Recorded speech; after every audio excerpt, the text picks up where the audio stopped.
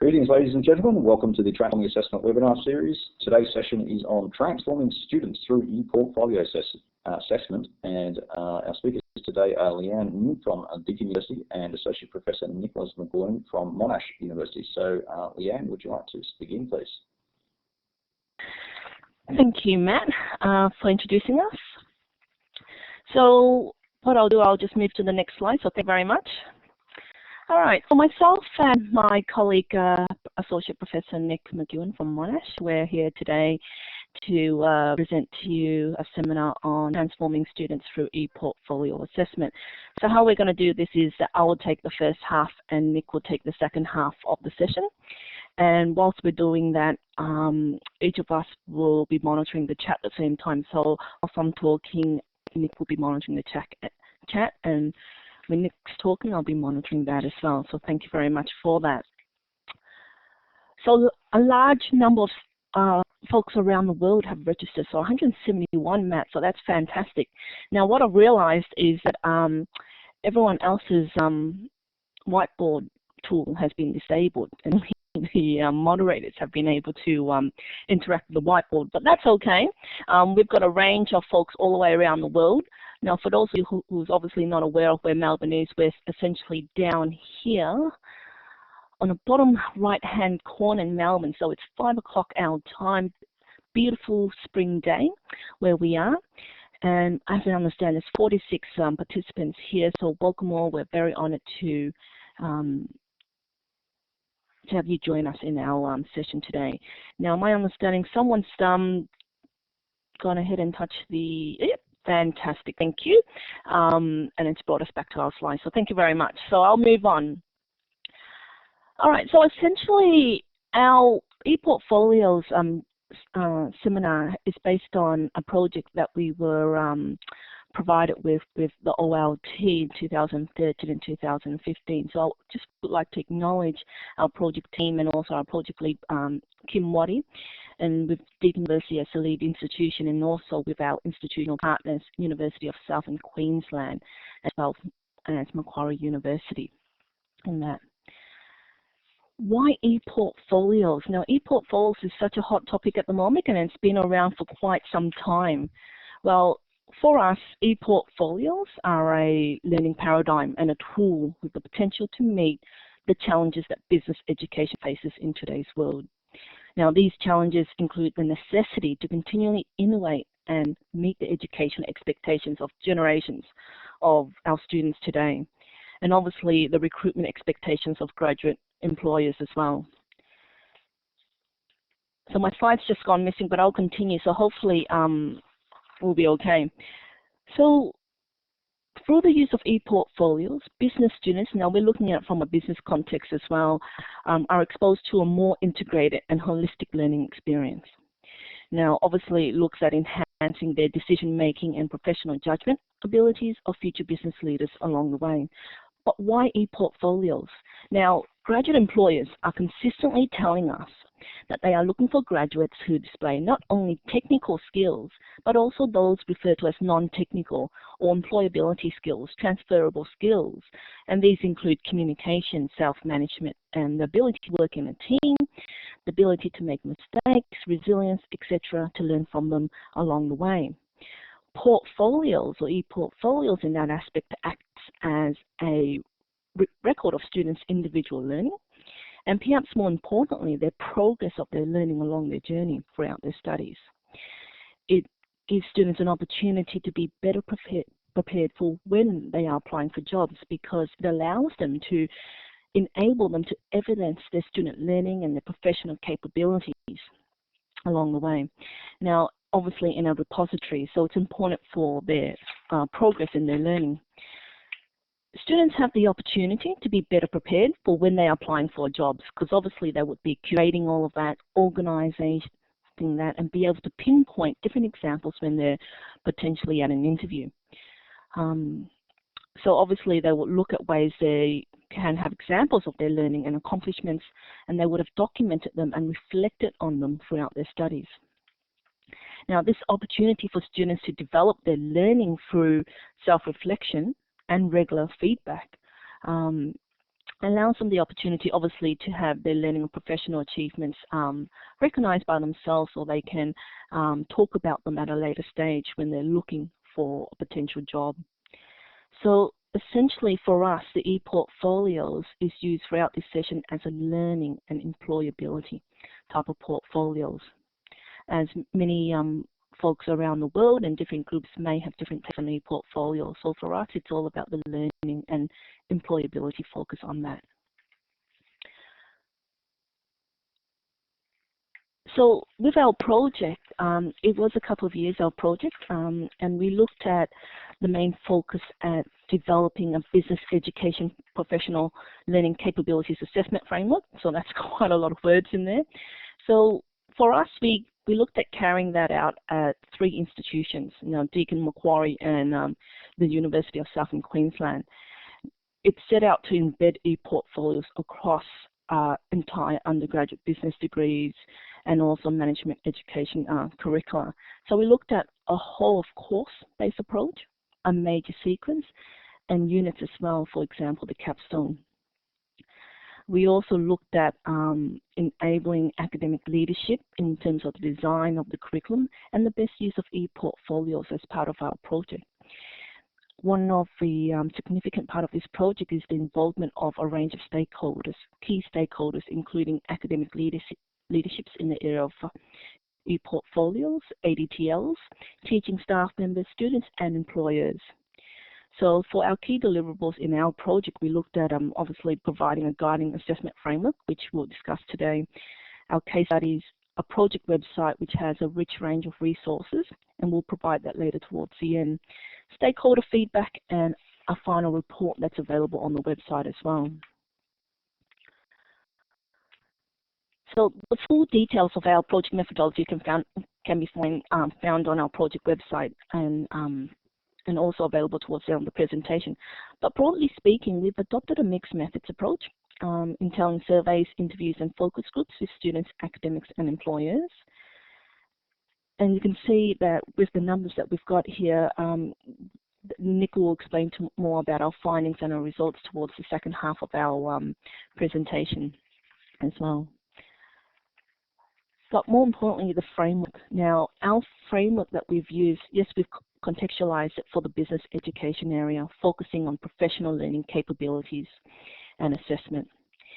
Now, this framework has been derived from extensive review of the literature, and the design and implementation of this is also based on the case studies that we've had as part of our project, and it's fed into the iterative process of refining our framework. Now, our framework has undergone 18 iterations with feedback from our external reference group as well. So ePortfolio experts such as Helen Chen, Gary Bounds, Sandra Lambert, around the world, David Dowd, one of our internationally, assessment experts in that space as well. We also had our external evaluator, Carmel McNaught, give us feedback on our framework, as well as holding 2 national ePortfolio forums throughout the year, where we had over 60 ePortfolio leaders providing feedback on the framework on this. So just on the framework in itself, so the business education ePortfolio framework that we've got covers principles, capabilities, and 3 common themes, which I'll go into detail. So here you can see that the framework was created to help realize the full potential of ePortfolios to enhance student learning.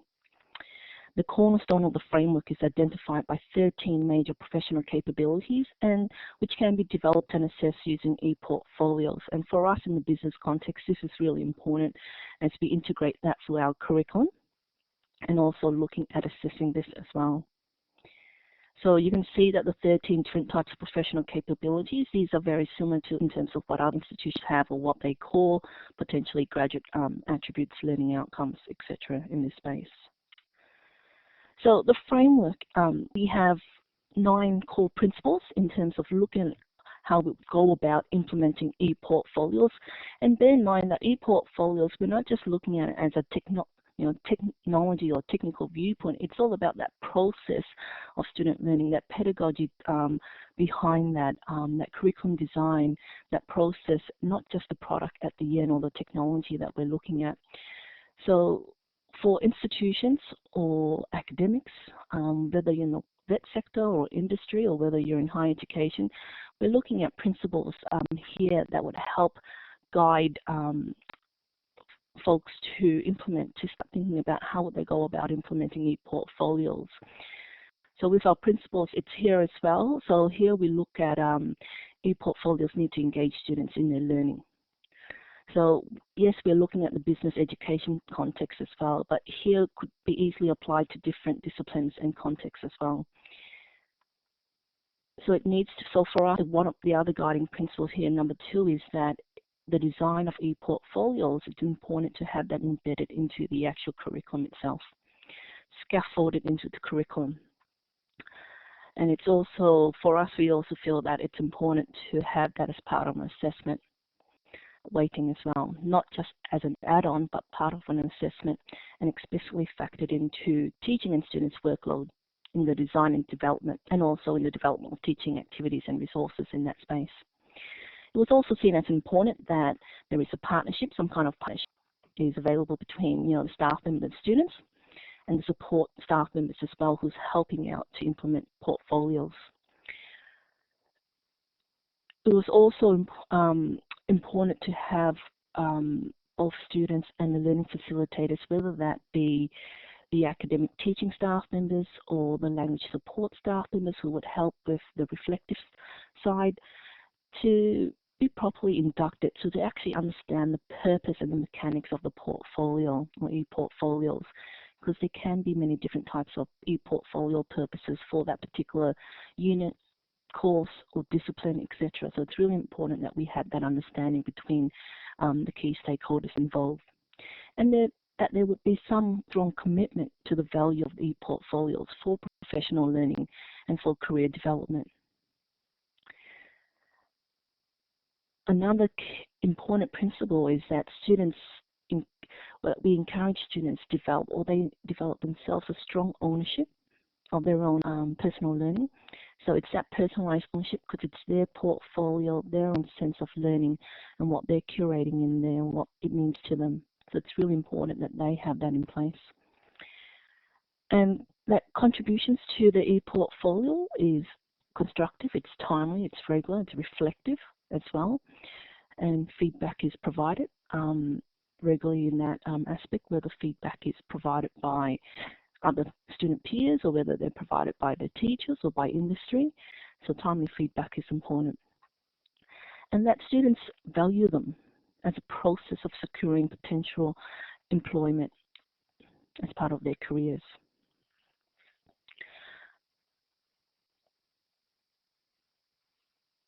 Moving on to the framework in terms of the themes. Now we have 3 themes building on this. The 3 themes that we also, as part of our review and iteration, which received feedback as well. In terms of implementing portfolios, there's 3 themes that came up. Leadership roles being very important, and these were the key questions if you're thinking about implementing portfolios. What are these type of leadership questions that we have? Who should lead the implementation of ePortfolios? And like I said, yes, we're focusing on the business education discipline, but it can be applied to other disciplines as well. Should it be a faculty, departmental, or an institutional decision? What approaches can be adopted to lead change management around implementation? Different strategies, different approaches there. From what incentives, workload allocations, training can be provided to support the effective implementation of ePortfolios? And how can staff capacity building be facilitated? So ePortfolios, it's not a simple thing to do. It requires quite a range of stakeholders involved, support, leadership, decision making as well, a range of key stakeholders, what we've learned along the way. The second theme is looking at ePortfolios as an approach to learning and development. So these are the key questions that we've had, and that you can have a think about in terms of implementing portfolios. Why choose ePortfolios over other approaches? And why do academics design ePortfolios for specific purposes? Many different purposes. Have a think about that. You may need to think about how you would evaluate the benefits and costs of using ePortfolios. Look at identifying and navigating or mitigating the challenges of using ePortfolios in the curriculum.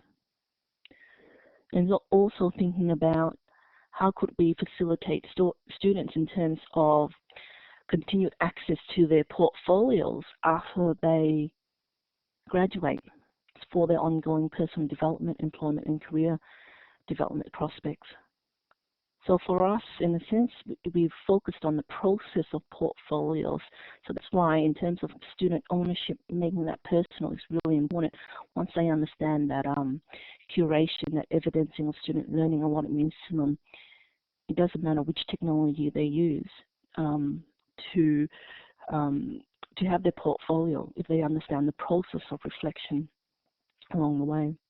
Now, a key theme is assessment design of using ePortfolios in our curriculum.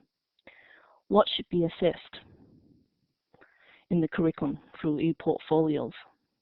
How do we best use, how do we use ePortfolios to best assess professional capabilities? Like I mentioned earlier, is it best used with the teacher themselves, self and peer assessment, or particularly external assessment, feedback from external industry, for example, or a combination of both? How do we judge the quality of student work in portfolios? And how we provide timely and effective feedback as well. So these are the type of questions that one may have a think about when you're talking about implementing ePortfolios. So they're key questions to have as well if you're considering it or reviewing and looking at what you're doing in that space. So that was an introduction in terms of to the area of ePortfolios or what we've been doing. What I want to do now is really go ahead and talk about one of the case studies that we've had as part of our project. And before I hand it over to Nick to continue with his case study, the second half of the presentation. So one of our case studies here, bear in mind our case studies are available online as well via our Weebly site, so there's more information on this. So this particular case study, we're looking at implementing ePortfolios in a major sequence in accounting, so an accounting major at Deakin, within our undergraduate program, our Bachelor of Commerce program at Deakin University. It's the biggest program at Deakin University. It has over 5,000 students, provided with on-campus and cloud students, online students as well, as part of our degree. The purpose of our portfolio, all right, bearing in mind the learning and employability focus, with our purpose here, it's to provide multiple opportunities for students to evidence their professional capabilities as they relate to the accounting discipline with a view to improve learning outcomes and employment. That's our main focus and our purpose of ePortfolios. But we are using a hybrid model of ePortfolios. We're using a development, assessment and showcase. We're focusing on wanting to develop students in their ability to self-reflect, to communicate, and also to provide feedback. The assessment is focused on evidencing their performance against nationally agreed threshold learning standards. So the accounting has threshold learning standards which we've mapped to our graduate learning outcomes. And with the showcase, what we intend to do is actually get students to obviously record their achievements of their exemplary work for employability. So if we had to put this all in a nice picture, this is what we're looking at. This is what we're looking at. So we have particular units as part of the major where we have an assessment component tied to each of the units. These core units in the major, and the assessment components for the ePortfolio bit makes up between 10 to 20%. And for each one, we align that to a threshold learning standard as part of the accounting area. So you can see the air bubble is like a repository. They evidence, they reflect on it. And along the way, they have the ability to reflect, to organize it, and towards the end of their degree, they would have a showcase type portfolio that they can potentially organize and show off their most, their achievements and their exemplary work along the way. So that's what we've been doing in the accounting major in that space. And the strategy in terms of implementation, now bear in mind that with the framework that I introduced earlier, we did use the framework and applied it to our case study, and that frames our approach going forward. Leadership was really key in our strategy within Deakin in the accounting major. We had support higher up, our DVCE, our central support at Deakin University are very supportive for ePortfolios. We also had support at the faculty level with our Associate Dean of Teaching and Learning, and also support from course directors and support from departmental heads as well. Now, by support, we meant staff buy-in and engagement. We also had resource support as well. So that was critical, key to us implementing portfolios as well. Now, we didn't wait until we planned everything. Our approach to implementation was that it was an iterative approach, right, supporting staff members. It was a stage approach, one at a time, and we were looking at, and it's dynamic in terms of evaluation. So we had meetings regularly, and we looked at what worked, what didn't work, and we improved it over time for continuous improvement. And support, now the support is quite important as well. Our staff members, our teaching staff members who were involved.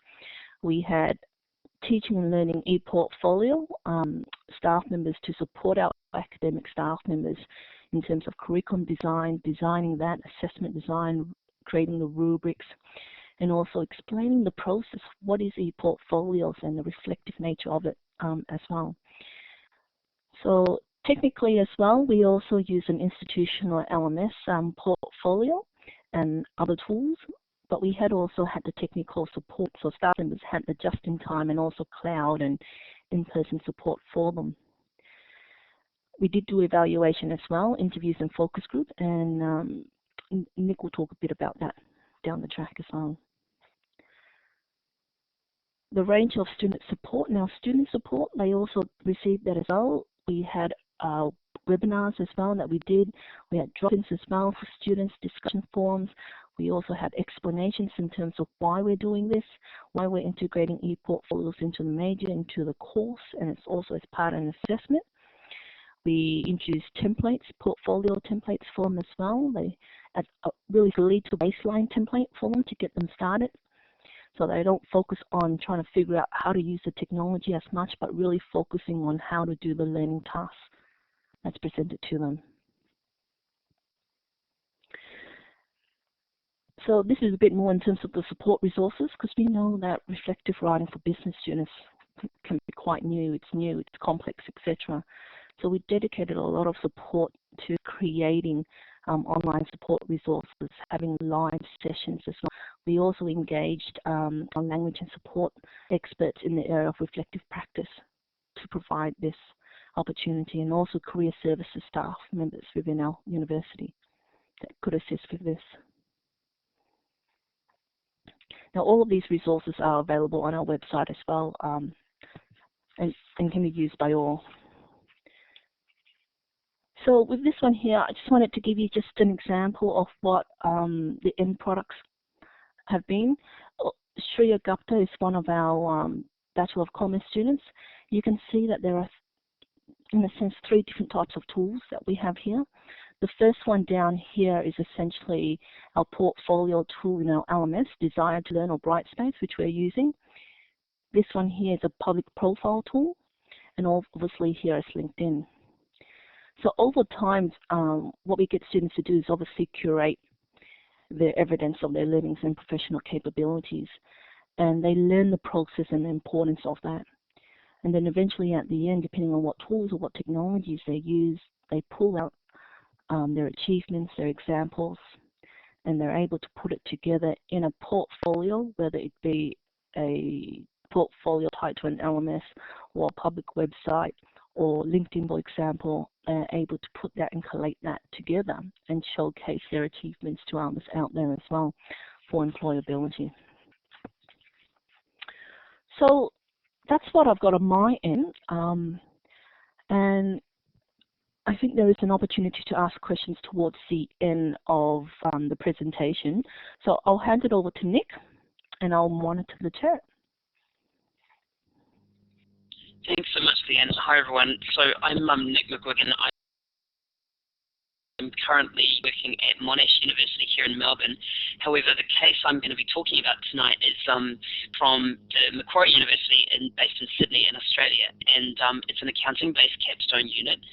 And so what I'm going to be talking a little bit about is how we basically implemented a portfolio design inside an accounting capstone from more of a grassroots kind of level, if that makes sense. So it might be taking perhaps a different approach. And I think with all of our case studies, we tended to take different approaches across all three institutions. So the one I talk about now is the one from Macquarie.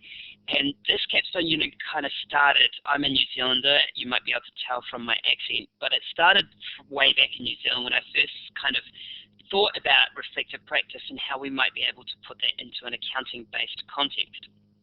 And I don't know what you know about accounting. I don't know how much of an interest you have in it in accounting, but I think with a lot of our students, they see this image that you can now see. This would kind of represent, if you like, or would be the epitome of accounting. And I guess my mission, my passion is to try to change that approach to accounting and talk about really what it's about and how it's impacting, etc., on more of a global front, actually. So more around accountability. And so I wanted to shift the reputation of accounting, and I came across this idea in this project of ePortfolios and portfolios in general, and I kind of leapt in the air and thought, yay, this is really exciting because we can now implement arts design thinking inside accounting. And so that's what we were really trying to achieve with our Macquarie capstone unit, was to kind of shift accounting and turn it upside on its head and kind of teach it and deliver it from a very different basis, but also hand over all of the process to the student. And so it was much more student focused, I think, than what mainstream, at least the ones I'd experienced, mainstream accounting programs were about. So we developed this portfolios and accounting process at Macquarie and implement it in our accounting capstone. So you can access the resource site, as Leanne pointed out. We do have weeklies created for each of our case studies, and there's one certainly there for the Macquarie case. And we've put all of our learning resources, including the portfolio assessment, is up there, and it's available to anybody and downloaded at will. So that's what our Weebly site looks like for the Macquarie case. And I'm just going to take you a little bit through that case, and we'll delve into a bit more detail about how we went about it and kind of the issues we had, perhaps. So why we wanted to do that, it was really, as I said, to turn accounting as a discipline a little bit upside and on its head in a way, and really to provide a space for our students to engage and reflect on how they've developed throughout their whole degree, but also look more towards their future in terms of industry, the profession, life in general, and think about how their learning's impacted themselves before they get out there into that professional environment. So it was very much kind of, we wanted to create a holding space for students and create space inside their program for them to be able to reflect in a very safe and inviting way. So, and I'll explain sort of a little bit about how we tried to affect that soon. And it was that notion of trying to use creativity in their learning to be exploring things from different processes. And so our portfolio was about an accumulation of artifacts. And I'll give examples about these artifacts in a second. We also wanted students, as it was a capstone unit, we wanted them to open their context about where accounting fits. And so we really designed our portfolio around accounting for society, accounting for industry, but also, and perhaps most importantly, accounting for the self. And we used accounting for the self as a means to allow students to actually process how their learned discipline impacts themselves as individuals and their future careers, their future working in industries, or their future self in a personal context about buying houses and all of that kind of stuff. So we really did focus on society at large. We focused on organizations in the industry, and we also then focused on a different level being the self. So that was our purpose. That's why we did it. We wanted to integrate program content, and we used the portfolio to be able to do that. So because we were a capstone, we were about building their experience for the whole first, second, and third year, trying to build that into an integrated approach. As I pointed out, we wanted to give them a contextual appreciation of where accounting fits.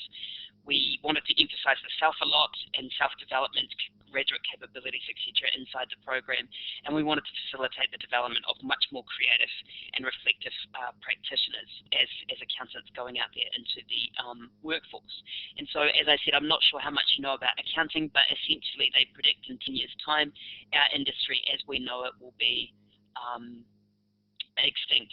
And so we really need to shift our way of thinking in this discipline if we would want to kind of remain in professional life. So and that's because it's either being outsourced or technology is taking over from what we're doing. In terms of context, this course was this portfolio had never been done before inside our faculty. So it was kind of quite new to the faculty and also to the department. It was an accounting-based capstone unit.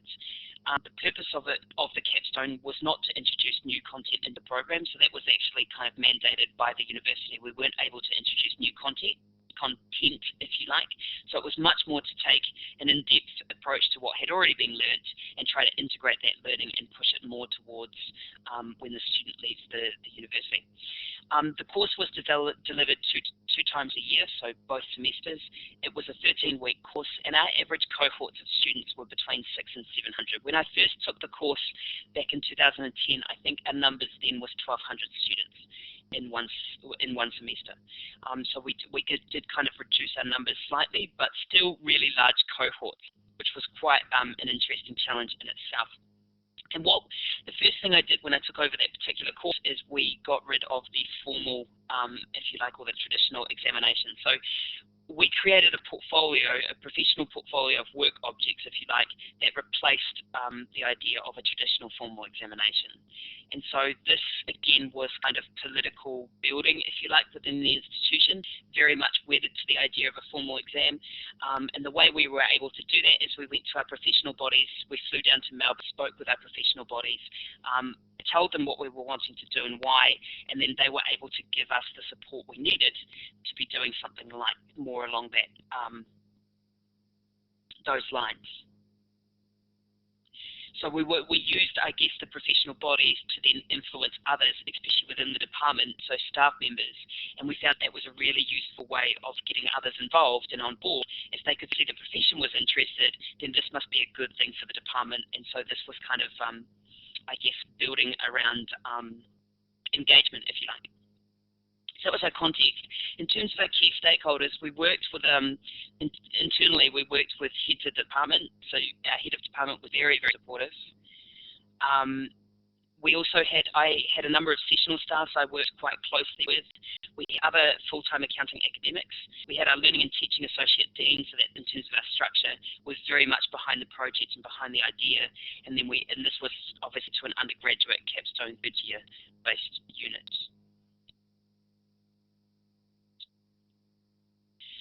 Just in terms of the structure, so this was kind of, I guess, where we designed and created our portfolio from scratch. So this was our approach, and so this was how we assessed the students in the course, if you like. And so what you can see on the left-hand side of your screen are our course topics. And so I won't go into much detail, but I will give you some examples. But these are kind of course topics that we would discuss. And then the right-hand side of the screen that you can see is the portfolio activity that we asked our students to engage with. So as you can see, they were doing quite different things, and these were quite unusual things for accounting-based students. So we were asking students to engage with image collages. We were asking them to analyze newspaper articles, engage with YouTube media clips, to reflect on feature films that we showed. We asked to look at medical film imagery and describe that, and kind of parallel that to an accountability context. We asked them to look at Play-Doh. We actually engaged them with Play-Doh to be able to think about things very differently.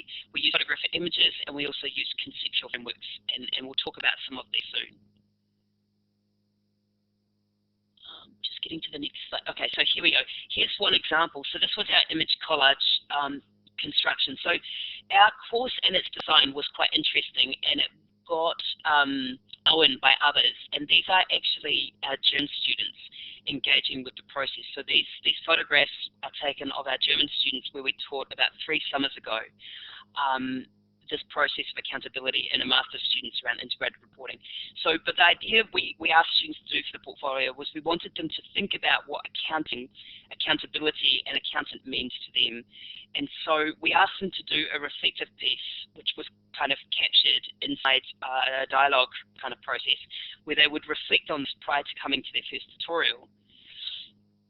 So this was kind of this was our pre-tutorial activity. So each of the assessment pieces inside the portfolio were built around a 3-stage cycle.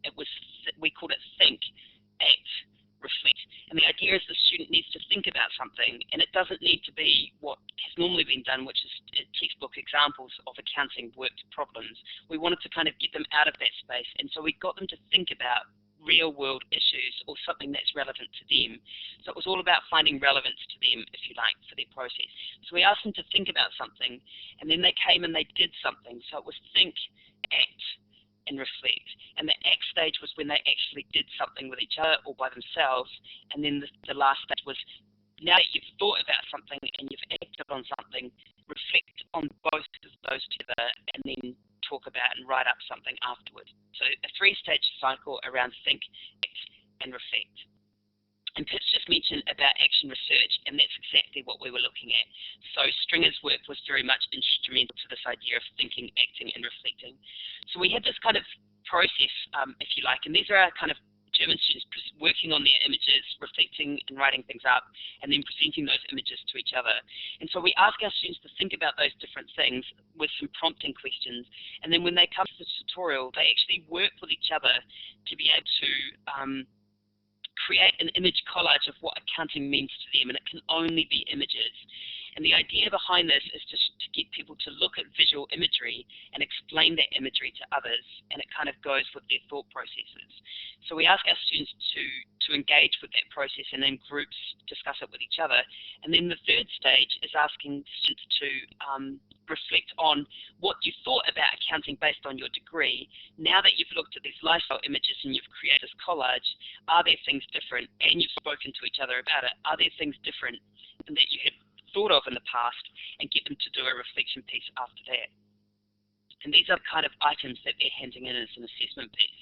So these are just kind of classic examples, if you like, of some of the students' assessment pieces. This image collage is talking about accounting being a road or directions for an organization. So it kind of allows them to show where they are. This gentleman in the business suit is about the type of look that business people have in accounting, the swimming pool being the luxury goods and the house below it being the luxury items that you can afford if you do accounting as a career. This was a student who was talking about having an image of a car and that it can be efficient, and it's about improving technology, it's about creating innovation, reliable and efficient inside the organization, etc. So she was using a particular car as a metaphor for accounting inside the organization. This collage image is quite interesting. The car being a luxury item, the wine also being luxury items. The picture at the very bottom left-hand corner is a famous restaurant in Sydney called Billy Kwong, and it's all about that luxury and lifestyle. Parallel to that is this idea of looking after family on farm, etc. And I'm not entirely sure what the middle image was actually ended up representing. Perhaps, maybe, if you do an accounting kind of role, you're turning into the dark side. I'm not sure. I'm not sure what that student was referring to in that picture.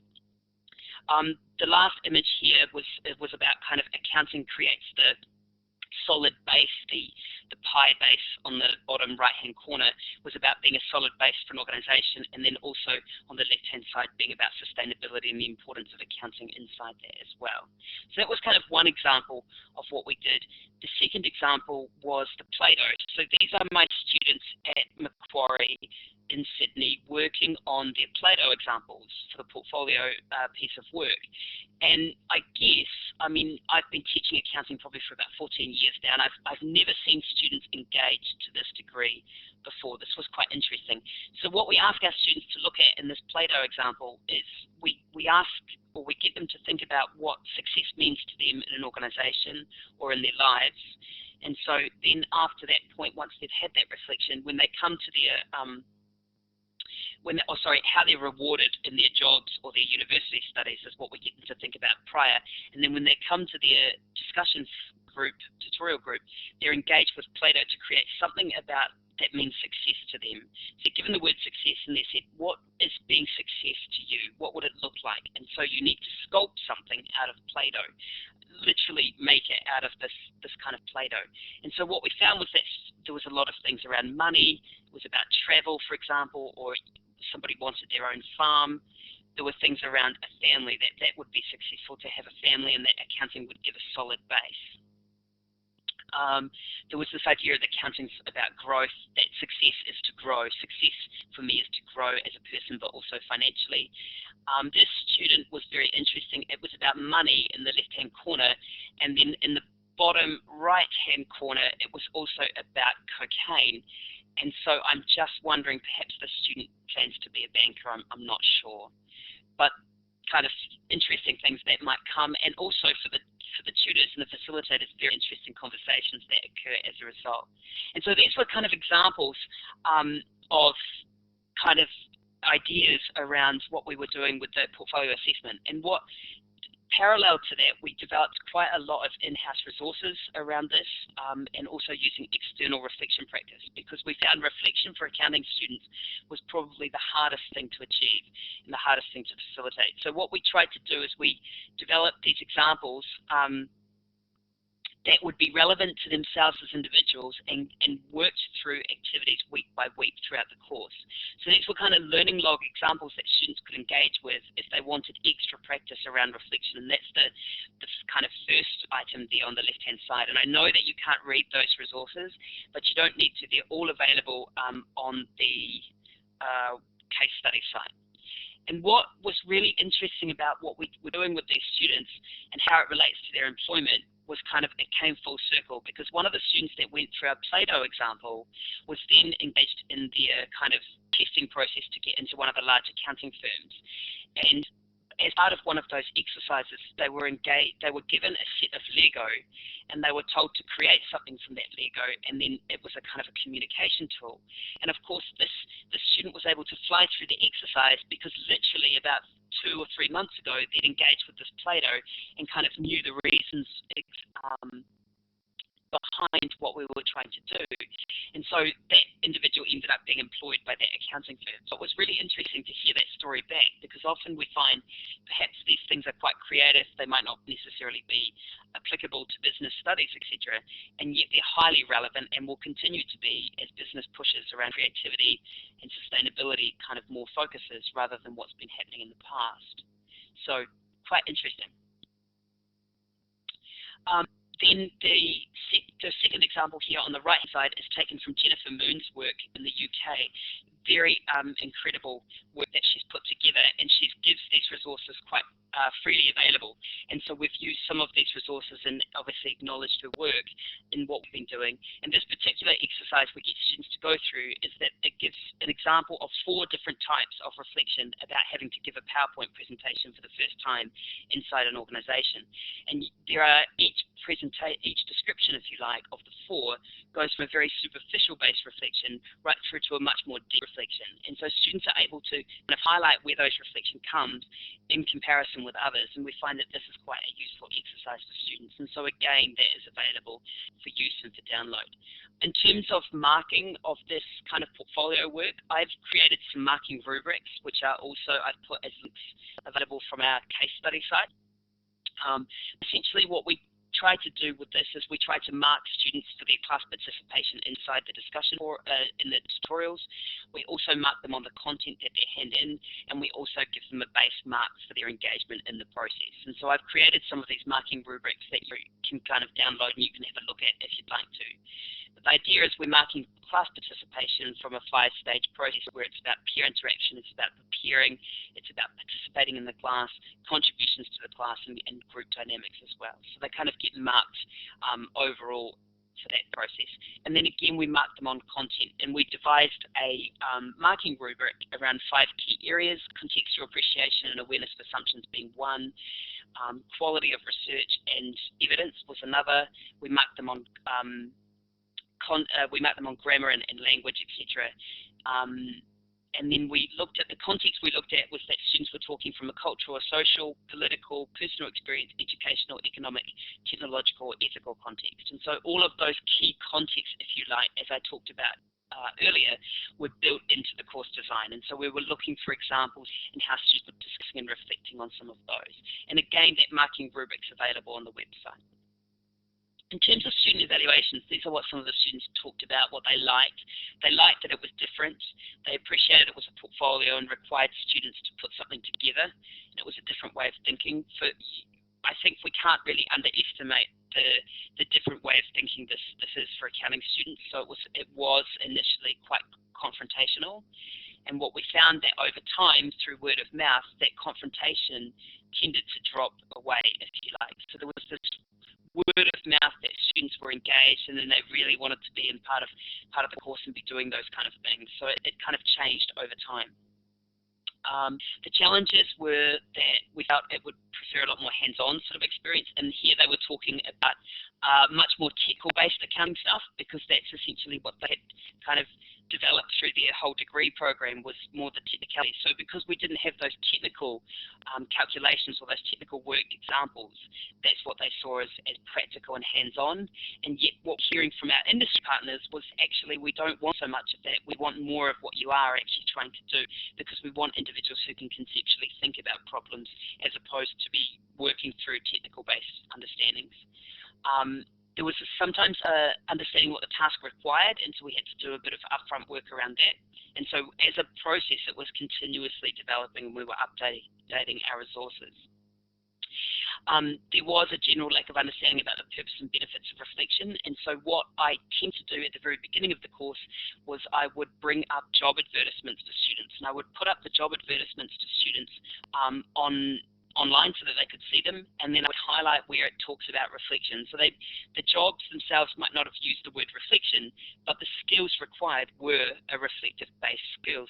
And so I was able to use the job advertisements to kind of show students that these are the skills you're going to have to kind of have and try to develop and try to facilitate and be able to talk to when it comes to interview time. So we did that, and then the second thing we did, once we had students go through the cohort, we then got some of our students who were employed and working to come back and talk about what the skills they developed inside the program and then how that related. So that was one example, was the Play-Doh example, that the student came back and spoke to other students and said, yes, you're going to engage with Play-Doh, and guess what, guys, I had to do this when I went for my job interview. So it was hearing from the students, I think, that really kind of sealed the deal for quite a few of those.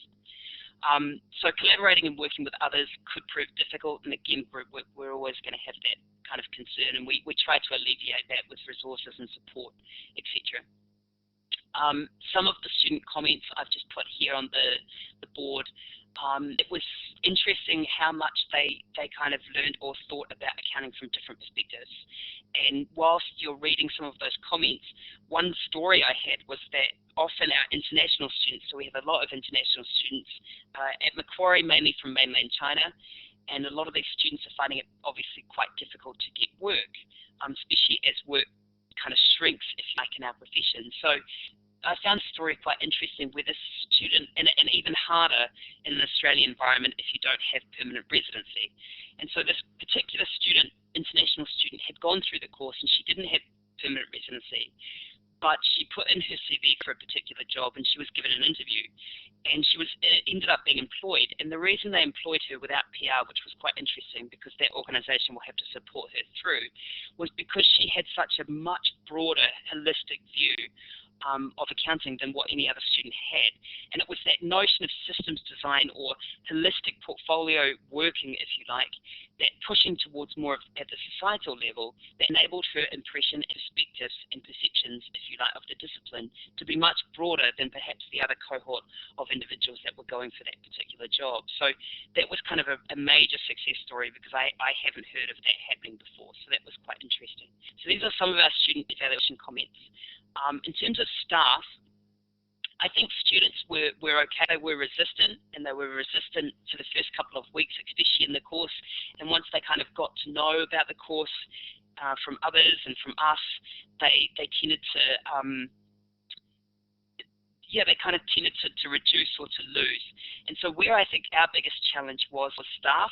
It was about getting staff on board.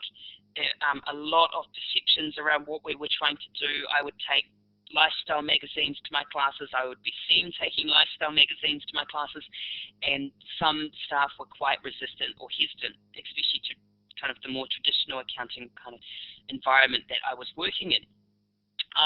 So we found staff to be quite an interesting, not barrier, but an interesting area in which to engage with our case study. So we worked with staff, we worked with full-time staff, we worked with part-time staff, and so these are some of our challenges. We overestimated staff ability. Staff development, particularly sessional staff, was very time-consuming. So I would spend hours of my time working with sessional staff, and then this was for the first kind of set-up part, if you like. And what I did find interesting, though, is that once I'd spent that upfront time with my sessional staff, they stayed with me for the entire time I taught that course at Macquarie. And they didn't want to get out of that course at all because there was so much enjoyment that I got from delivering and from facilitating and from being inside that kind of classroom with those students that they didn't want to really teach for another particular unit. And that was something that changed. So we had quite a lot of sessional staff turnover, if you like. So we found that for a good, I think we were running it for about 3 years in total, and they stayed with us for that entire process. Linked to that, part of the process now is for me to engage in something similar here at Monash in Melbourne. So they've asked for a kind of similar base design course that we're going to start developing in the accounting department here at Monash University. It was interesting. Some would comment about a lack of student awareness. It's about telling them why we're doing things and showing them this is the reason why we do what we do. And so there was a lot of facilitative work developed around those students, around the staff, to be able to talk to the students from a totally different perspective.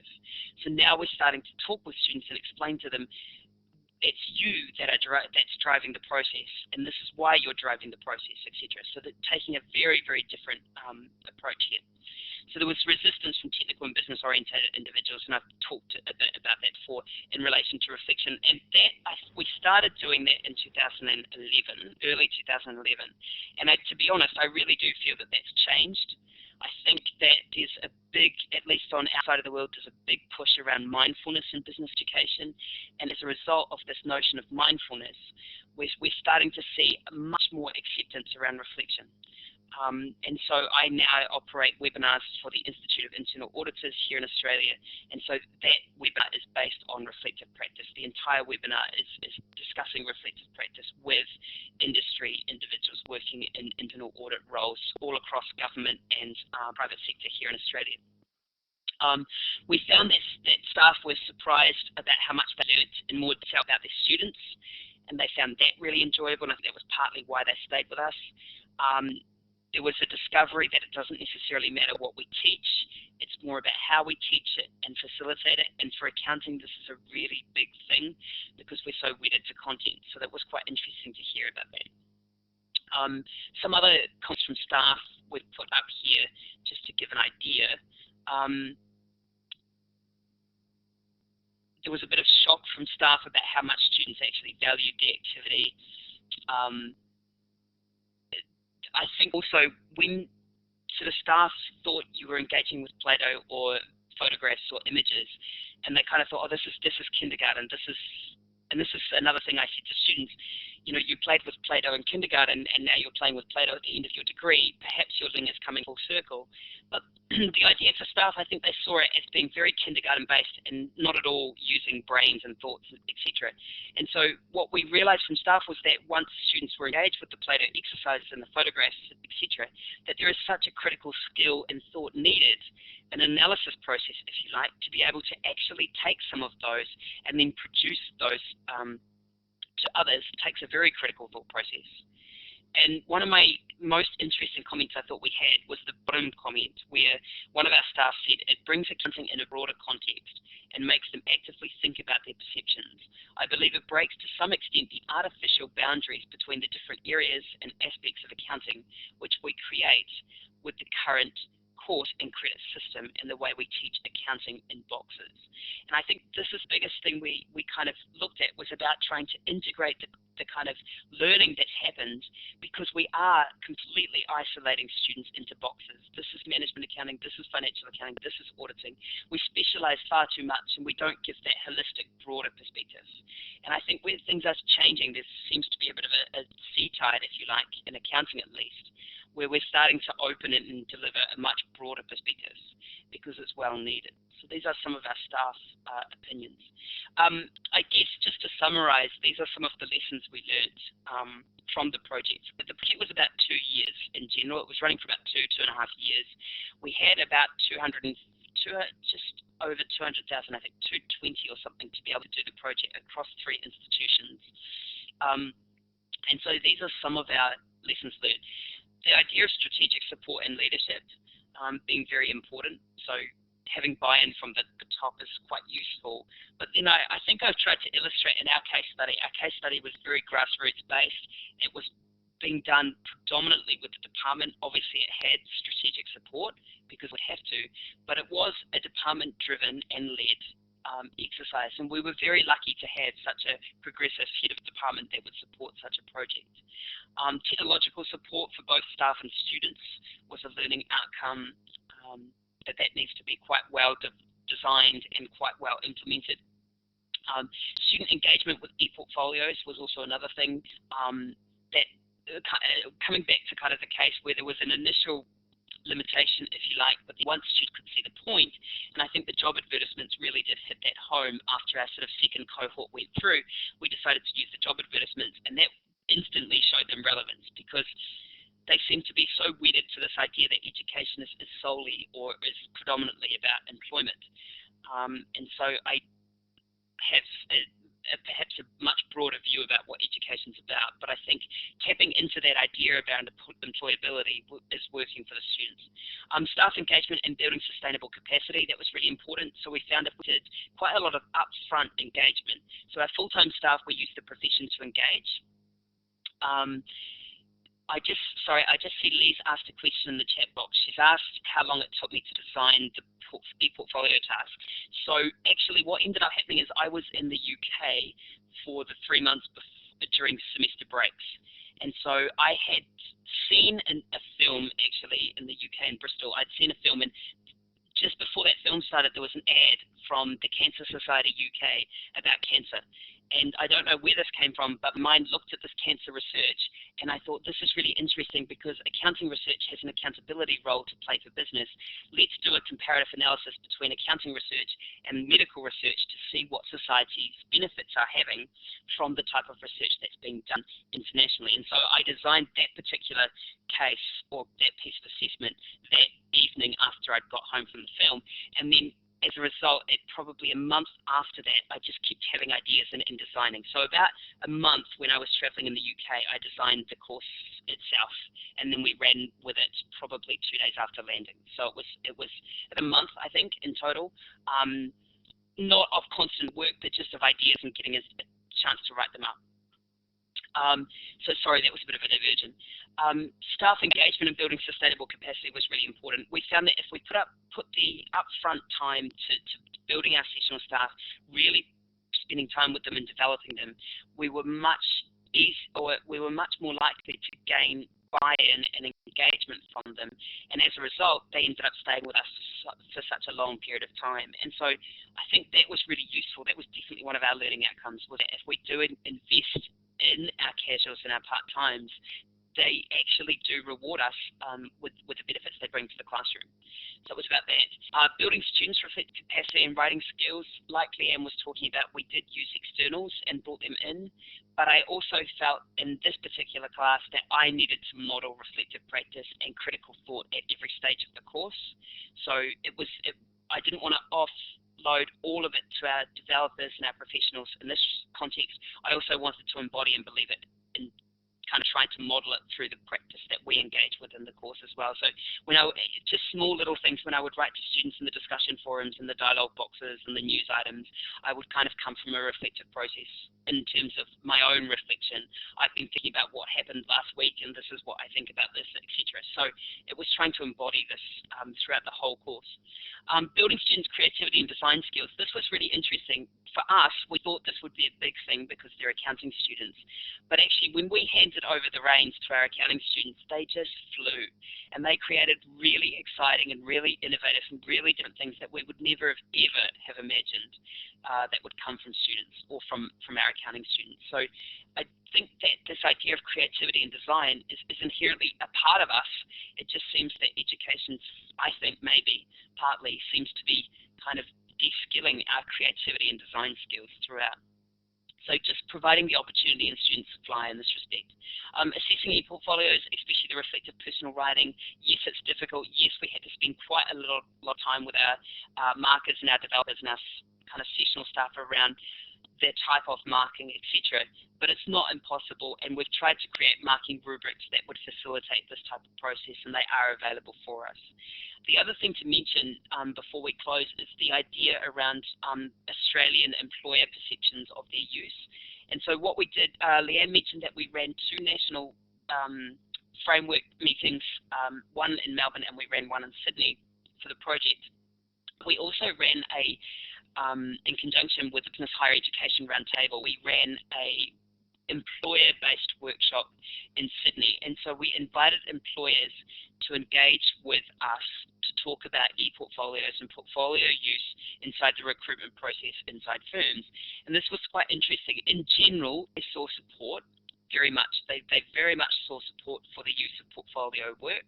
They were very interested and intrigued, but where they kind of backed away from the idea was that A, it was new and therefore untested, and B, it didn't necessarily align or fit to their mainstream recruitment process. In other words, there's no option for students to attach a portfolio. What we did find, and so a lot of recruiters or HR individuals were coming to these meetings, but what we found when partners spoke, so the partners of different firms would also come to the meeting, and when they spoke, they were very interested.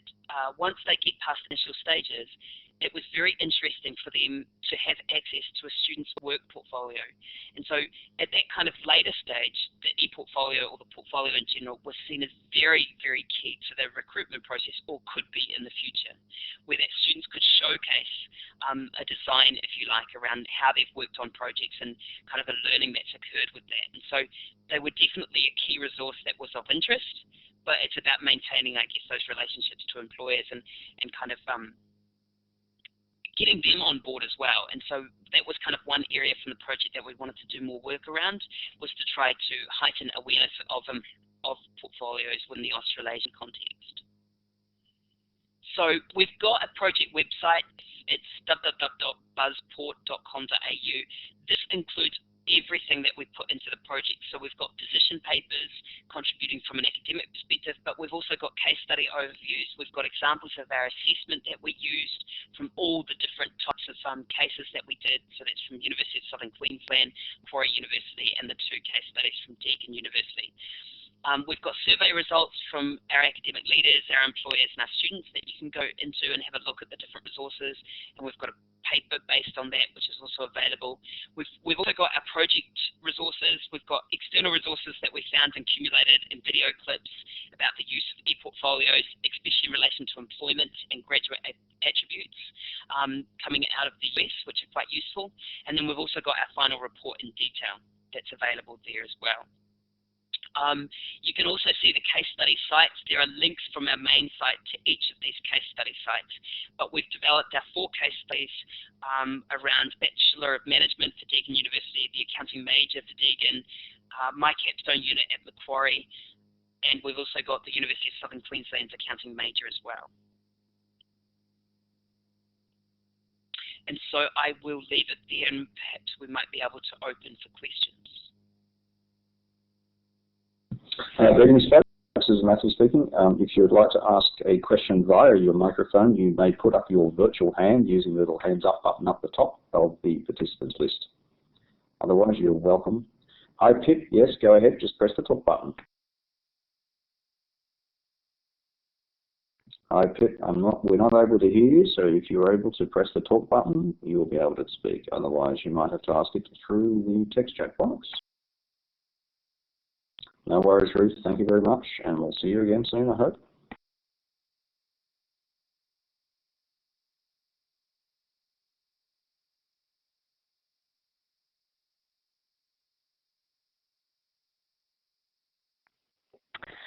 Just to answer that question, Pip, I think you've just added something in the chat area. How long do students have access to the portfolios, etc. afterwards? So it depends on what technology you use.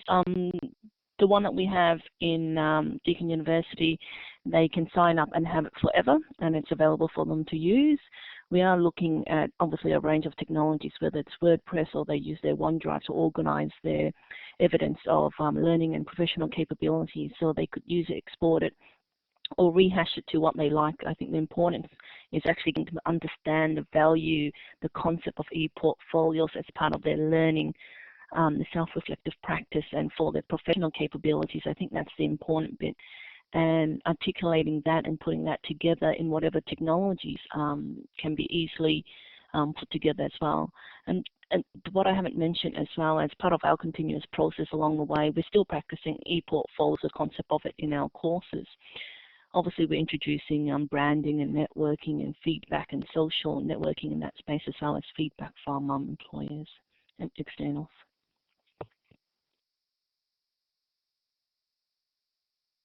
Lee has also asked, how did you choose your portfolio tools? So that might be different in the case of Deakin and Macquarie. I'm happy to answer that from Deakin's point of view, our ePortfolio tool. So we're kind of, in a sense, we've got the ePortfolio tool as part of a learning management system. So it's part of the package. So we have a dedicated ePortfolio tool for that. But at the same time, the ePortfolio tool as part of LMS is just one tool. We have a range of other tools that we are looking at. We've got WordPress at the moment as well, which is a potential for that. We have OneDrive, and there are Deakin, something that's relatively new that's coming out. We've got a Deakin talent portal as well. We've got quite a range of other tools. So essentially, for us, some factors in terms of deciding which tool, whether it's institutional or whether it's a personal from a student's point of view, there are many different factors that can be taken into consideration. I'm happy to have a discussion about that offline, or you can go to our website as well. But there's a range of factors to consider, and obviously the key one is portability, whether you can export what you've got outside and use it for, after you graduate as a student as well, and whether you can build on that going forward.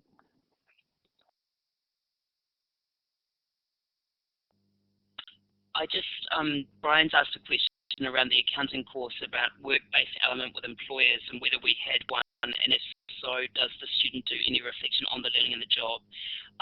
The way our course was set up at Macquarie, from Macquarie's perspective, is we didn't have any work component inside this particular course where the portfolio was running, but we engaged employers to come in with students in their second year within a different unit called PACE, which is a participation and action-based unit that we have as a part of the university suite, where we bring in professionals to be working with students on a kind of a group basis around engagement, and that is where they would do reflection. So it's not on the based learning in the job, and I think that's primarily because we've got student cohorts in that year of around 1,000, and so it logistically it hasn't worked yet, but we are wanting to engage in that space.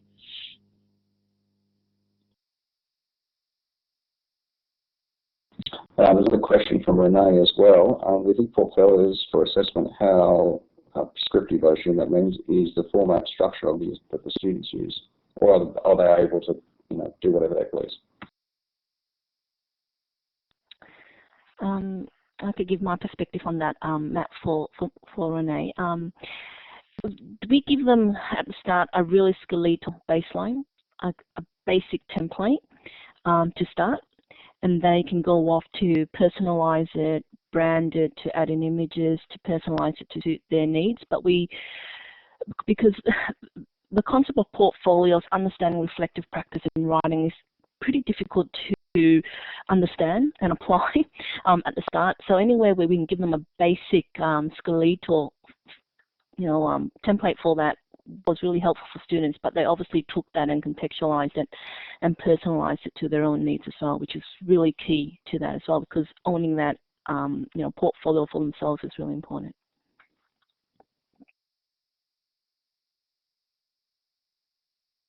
Hi, Renee, would you like to use your microphone? If yes, just press the talk button. Yep. Hello. Yep, can you hear me? Yes, go ahead. Wonderful. So just following up with that bit, because I actually at the beginning of this year did a new course running at Griffith, first year course in the IT school, which did ePortfolio as kind of starting you off for your degree for how you would set it up. And the approach they took with how they did that was quite interesting. We had a first assignment, which was essentially coming up with a career plan, sort of what do you think you might want to do in 10 years' time? What are your interests? Looking at that. And then there was a whole element of researching portfolio usage in that particular area currently to help you then design what structure you would go with.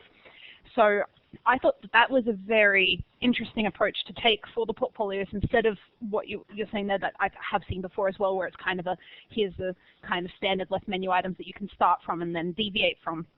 Because I think it's encouraged students to take more ownership of the design quite early on. And it allowed you to then look at, critiquing existing portfolios that you could find for people in your discipline and saying, what were the good bits, what were the bad bits, which ones were ones that you went, oh, it's flashy, but it tells me nothing. So I thought that really was good from making us understand the purpose and use long term with the portfolios.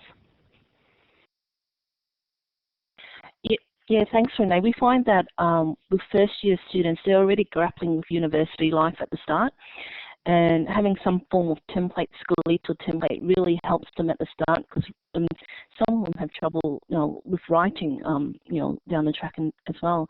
But towards the end of the course, we find that students obviously get better over time, and there's obviously a lot of freedom to personalize it to their needs, etc. So that's why we've asked.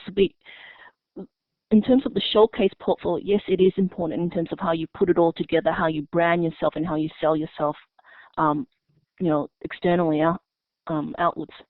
But I think what's important as the step one is actually understanding the concept, and that understanding of how it would be of value to you as a learning tool, as a learning process, how to reflect on that. That's really important, and making the connections between how the ePortfolio assessment task or task that's integrated with various units across the course and how that is relevant to you personally, professionally. That's really important. And I think, so any template at the start, we're finding that it's quite useful, but toward the end of their degree, they tend to understand that and then want to go off and personalize it and do whatever they want with that.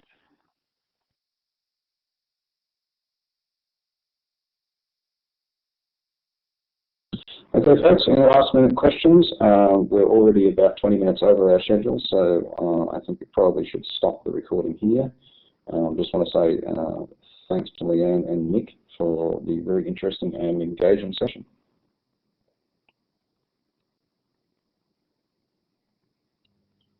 Thanks a lot, Matt. Thanks, everybody. Thank you. Thanks, everyone. Okay, recording ending now.